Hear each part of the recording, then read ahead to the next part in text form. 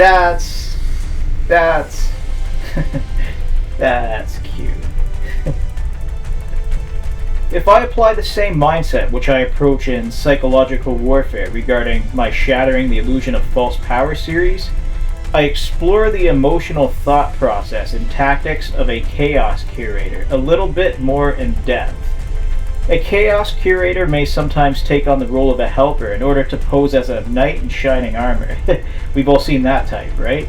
And they're gleaming in the sunlight, acting as a heroic defender of somebody experiencing hardships, which may in some cases be emotional turmoil, sadness, feeling like they are hopeless and alone. I'm going to be the first person right now just to convey the message that anybody who feels that way right now, I want to let you know you're never alone in the way you feel, because I'm always with you and I got your back whether we know each other or not.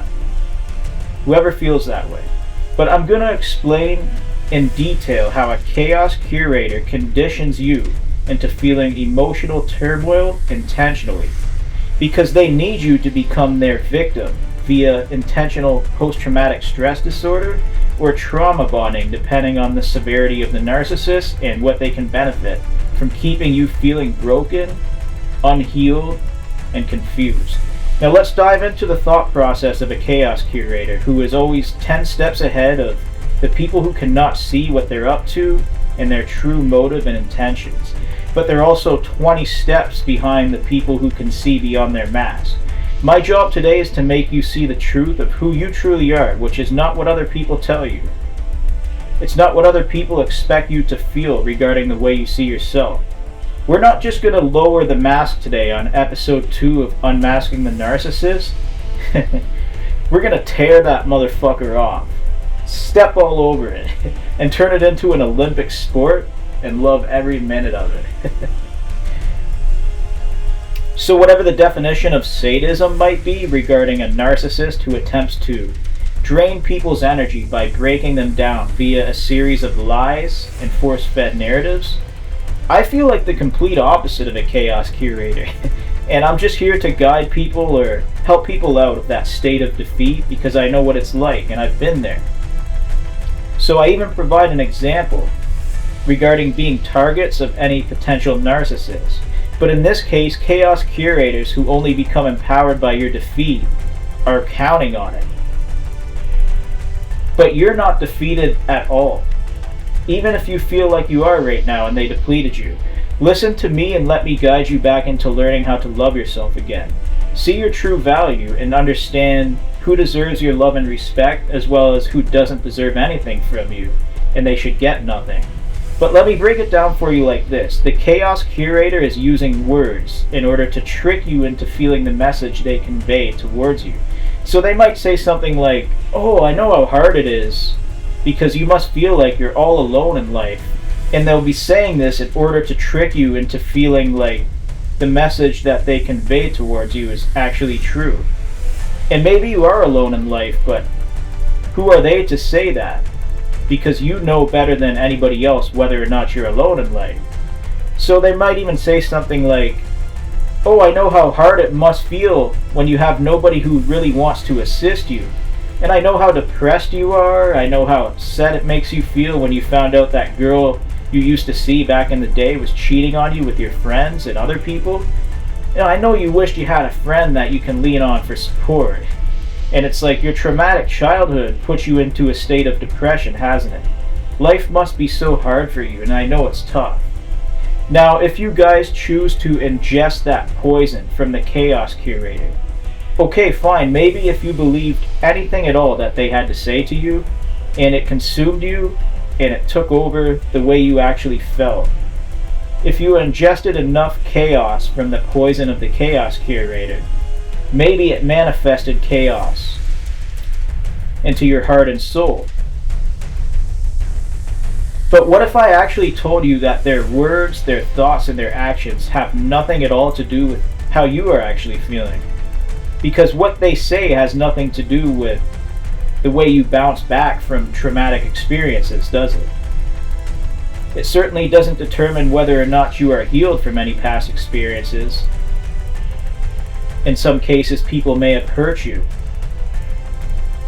So if you're going to sit there and listen to a person tell you that you're broken and not offer a solution, they're going to tell you that you're not healed and convince you that something is wrong with you, when they're actually there to keep you feeling that way.